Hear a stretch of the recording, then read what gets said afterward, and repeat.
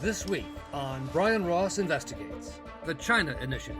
More than 10 American academics arrested by the FBI for taking secret payments from China. It has become much too commonplace that the ruling Communist Party of China thinks it can conduct illegal activity and bend people here in the United States to its will in order to try and surpass our country as the world's leading superpower. Amid growing concern about China's efforts to steal the latest in American innovation and technology. Does China target academics as a way to get into the guts and the brains of the United States? Absolutely. Pushback from academics over the latest charges against a prominent professor at MIT. Has the FBI gone too far? So in the end, a very real concern about Chinese economic and military espionage could be damaged if there is an overreach. Absolutely. Plus, vaccine mania.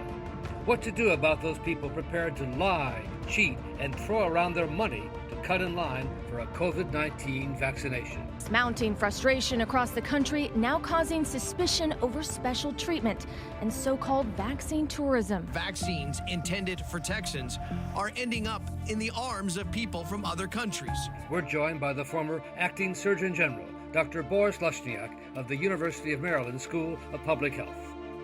And this week's winners and losers in the media. See if you agree with the editors of Mediate on their choices for who got it right, who got it wrong. From the Law&Crime Trial Network, this is Brian Ross Investigates. Good evening, and thank you for joining us, and welcome to our viewers on Facebook Live. I'm Brian Ross, joined as always by my colleague at Law&Crime, Rhonda Schwartz. And Rhonda, we begin with the China Initiative, a now highly controversial effort begun under the Trump administration to crack down on efforts by China to essentially steal U.S. technology using military and economic espionage. Rhonda? And there's been a sharp focus on professors and scientists at some prominent universities, including Ivy League universities, accused of secretly taking payments from China. And now some say that this whole effort by the Department of Justice and the FBI has just gone too far, Brian. A distinguished professor at MIT in Cambridge, Massachusetts, is the latest target of the government's China Initiative.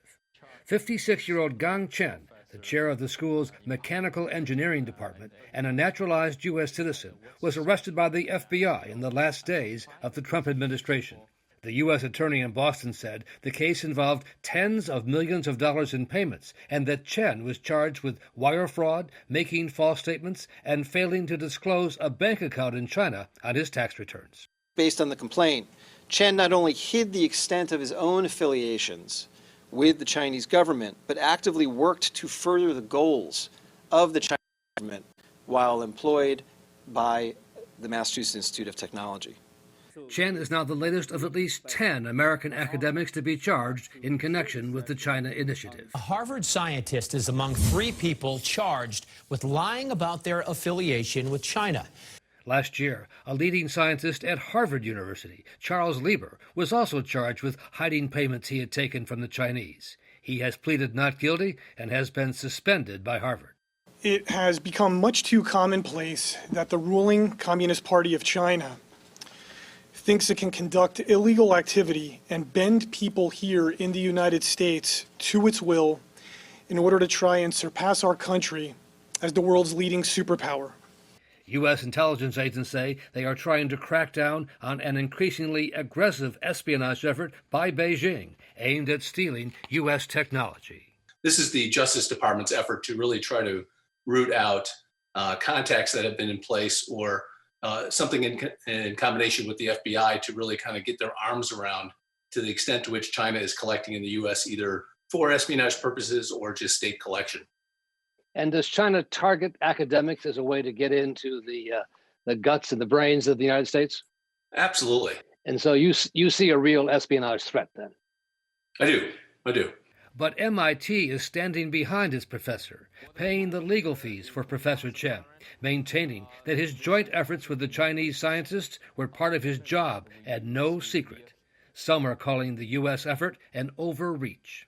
Certainly, as the U.S.-China relationship has shifted dramatically in recent years, research partnerships and engagements that scientifically that were once regarded as relatively innocuous are now being regarded in retrospect with new levels of concern and suspicions. So, in the end, a very real concern about Chinese economic and military espionage could be damaged if there is an overreach.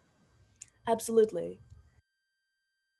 We're joined now by John C. Yang, who is the president and executive director of the group Asian Americans Advancing Justice. Mr. Yang, thank you so much for being here this evening. Thank you very much for having me. What do you make of these cases involving the MIT professor and other cases around the country that seem to target predominantly Chinese American professors? Unfortunately, what we see seems to be another form of racial profiling. And this is something, unfortunately, that we've seen throughout history, that Asian Americans are targeted for national security threats in a way that is really a form of profiling. And we could go back to whether it is 9/11 after the terrorist attacks on the World Trade Center, the Pentagon, and Congress, go back to World War II with the incarceration of Japanese Americans, and I emphasize Americans, on so-called national security grounds. Or you even go back to the late 1800s when we enacted the Chinese exclusion law because of this notion that Chinese were somehow taking away American jobs here in the United States. So we see this for Asian American community as part and parcel of that. With the pushback now against the charges brought against the professor at MIT, do you see this policy changing under the Biden administration? Well, we are hopeful that the Biden administration will take a fresh, hard look at this. Look, I do not want to say that the Chinese government is innocent. Certainly, we know that the Chinese government engages in espionage, but we also know that this China initiative has put great pressure on DOJ to really meet quotas. The National Security Division's Assistant Attorney General said that DOJ should bring a case in every single U.S. attorney's jurisdiction on the China initiative. And we know that that's ludicrous. The fact of the matter is we need to focus on what is real and not try to create these trumped up charges. And many of these charges that we have seen under the China initiative, frankly, are not charges for economic espionage, but for cases of simple administrative oversight, cases of failure to disclose certain forms or bank accounts, and things that could be handled at a much different level than these criminal complaints or these notions that this is about espionage. Mr. Yang, a question for you from our executive producer, Rhonda Schwartz. Rhonda? As you said, you don't really disavow the notion that China has had a tradition of of economic espionage. So what is the right solution here? What should be the next steps from this administration or national security concerns in this country? Well, certainly we think we should put a halt to the so-called China initiative. This notion of targeting a specific group of people based on espionage concerns without really looking at the facts doesn't seem to make sense. So what we are asking for is a pause on the China initiative, to stop the China initiative. And let's review the cases that have been brought. See if there are cases that involve racial profiling, are cases that involve overreach, and then develop a really more of a systemic approach, an individualized approach. We all know that there's espionage that takes place all around the world. And to focus in this way on a particular population is overblown. But you don't deny, do you, Mr. Yang, that there have been some efforts targeted at Chinese American academics? Well, look, the fact of the matter is, if you look at any foreign government, those governments are seeking to steal American secrets. We don't want to in any way say that that is not happening. But again, to suggest somehow that as a result, we should be targeting Chinese Americans or targeting Americans that have any sort of connection with China, which is what we are seeing in some of these criminal complaints, really does not make sense. And what is the impact, you think, when these allegations are made against very prominent and distinguished professors? Well, the flip side to this is this really helping our national security?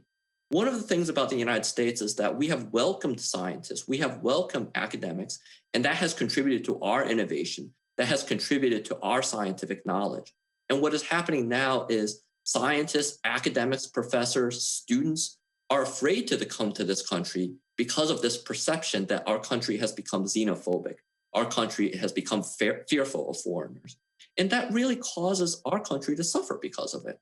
So again, what we are looking at is how do we make sure that our country continues to prosper, continues to develop, and part of that is making sure that we are a welcoming country. John C. Yang of Asian Americans Advancing Justice, thank you so much for joining us this evening. Thank you very much. Coming up next, vaccine mania, all the shenanigans, dishonesty, deceit. You're watching Brian Ross Investigates on the Law and Crime Trial Network.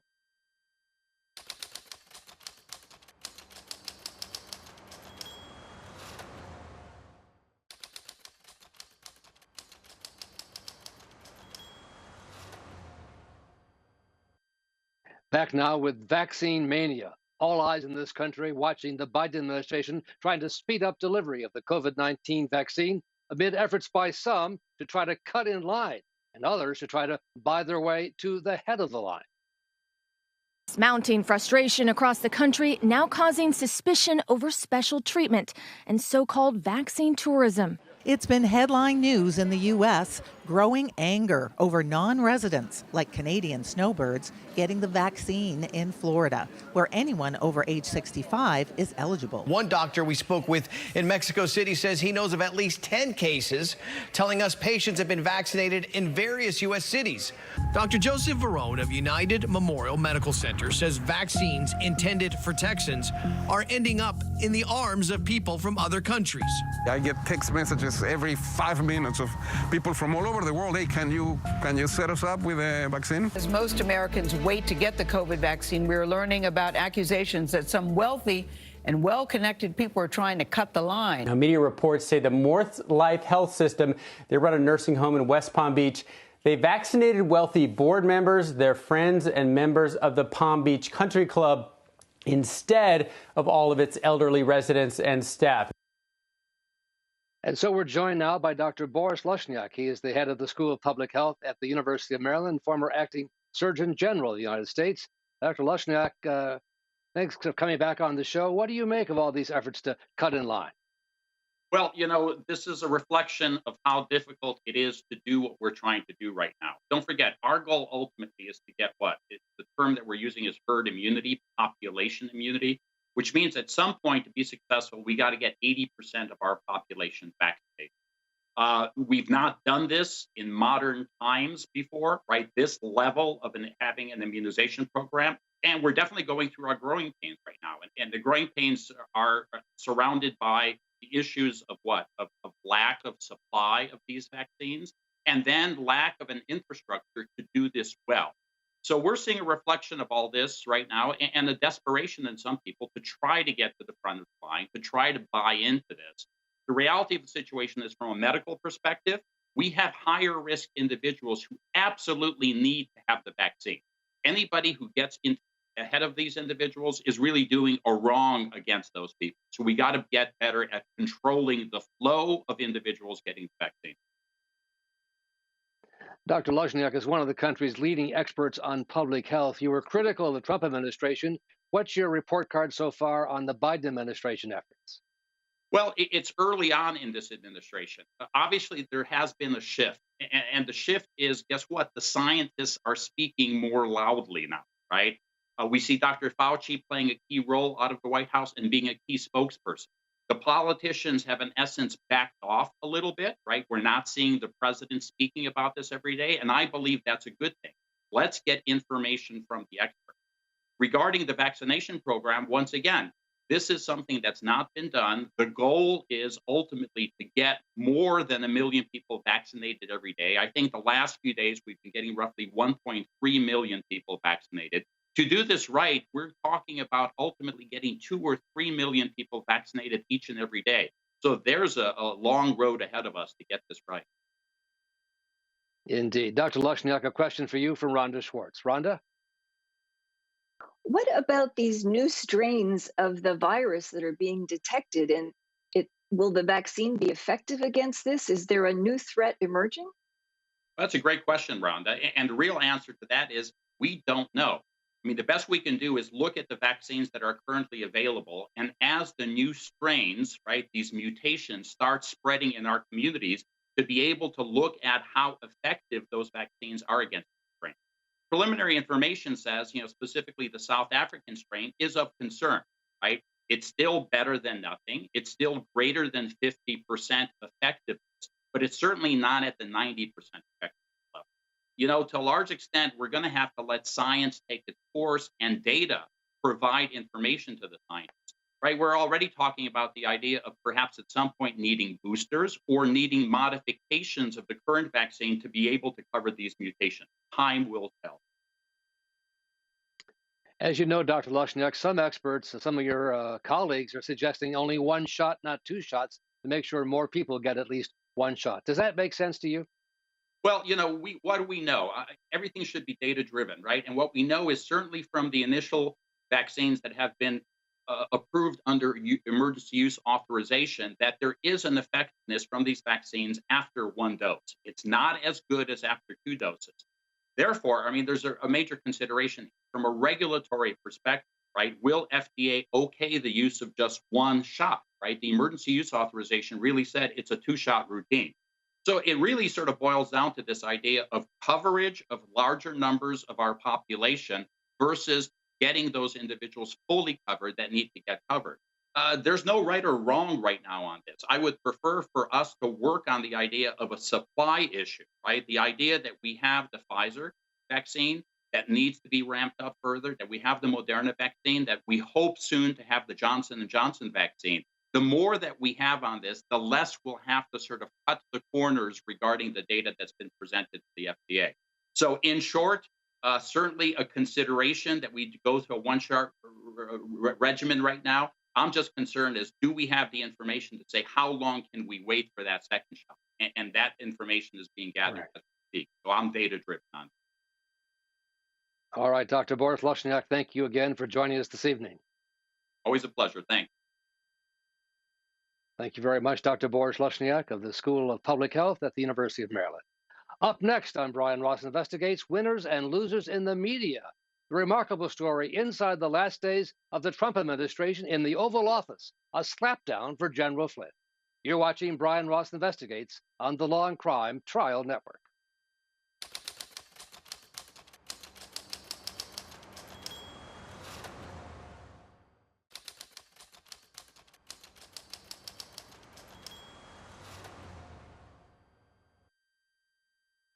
Time now for this week's winners and losers in the media, as chosen by the editors of Mediate.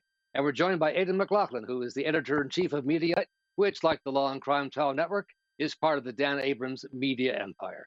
And Aidan, we begin with your first winner, the website Axios, with a remarkable story behind the scenes inside the Oval Office in the last days of the Trump administration. Aidan. That's right. So Axios has been doing a reported series led by their reporter Jonathan Swan and Zachary Basu, which has taken a look at what happened in the Trump White House after the election and the sort of quest to overturn the results. And their latest is really astonishing report in which details an Oval Office meeting between Trump and a team of outside advisors, which includes Sidney Powell, former Trump National Security Advisor Mike Flynn, and for some reason the Overstock CEO David Byrne, who has become sort of one of the proponents of this idea that the election was stolen. They met with Trump in the White House and a team of actual White House legal advisors and had this huge clash over what the president could do to undo the results of the election. Sidney Powell was proposing things like, seizing voting machines based on her claim that voting systems company Dominion was used to turn votes from Donald Trump to Joe Biden. It's obviously all of this stuff was crazy conspiracy theories, and the White House advisors and lawyers, according to this Axios report, pushed back on it hard. But it was a really fascinating look into what was happening in the White House in its final days, and the extent to which Trump was entertaining the idea of taking drastic action to undo the election. Remarkable sourcing inside with the slapdown of General Flynn. Sit your ass down, exactly. Great reporting. Yeah. The loser this week, Fox and Friends, for trying to push a story that NBC was trying to essentially cover up for Governor Cuomo, telling guests not to use his name and criticize him. Here's that clip. Is the media covering for New York Governor Andrew Cuomo? Questions raised after a woman whose mother died in a New York nursing home last April says NBC News told her to change her words during an interview on the state's crisis. So that's certainly a provocative question. What about it, Aidan? That's right. So Dawn Best, who very sadly lost her mother in a New York nursing home and has been heavily critical of Andrew Cuomo, she appeared on NBC Nightly News for an interview, and she criticized Andrew Cuomo for the decision to move COVID patients into nursing homes at the beginning of the pandemic. Now, she's claiming on Fox News that NBC told her that she could not criticize Andrew Cuomo directly, and actually asked her to reword an answer to one of their questions and blame New York more broadly for their government's response to the pandemic, and sort of basically cover up for Andrew Cuomo. Now, that obviously sounded odd to me just listening to it, because the idea that an NBC reporter would tell a subject to sort of cover for Andrew Cuomo seems a little absurd. We got the actual footage of that raw interview from a source at NBC and reviewed it, and it revealed that the reporter never actually asked this woman to change her comments and to not mention Andrew Cuomo. So it was a sort of odd story. We ended up fact-checking it, and Fox News has not so far commented on it. So I think they're just moving on from that claim, which does appear to have been false. They've pushed out all kinds of strange stories over the last 4 years, haven't they? Yeah, I think there's been an odd sort of descent into the more opinion-based sort of culture war topics at Fox News, and you can see that by the way that they've shrunk their newsroom and expanded the airtime of the opinion shows, especially in prime time. I think it's at the detriment of news, absolutely. And that's what happens when you have segments like this. For sure. Aidan McLaughlin, thank you so much for joining us, and thanks to all of you for tuning in tonight to watch us. We'll be back again next week, and thanks to the great staff here at Law&Crime for getting us on the air and off the air without a hitch.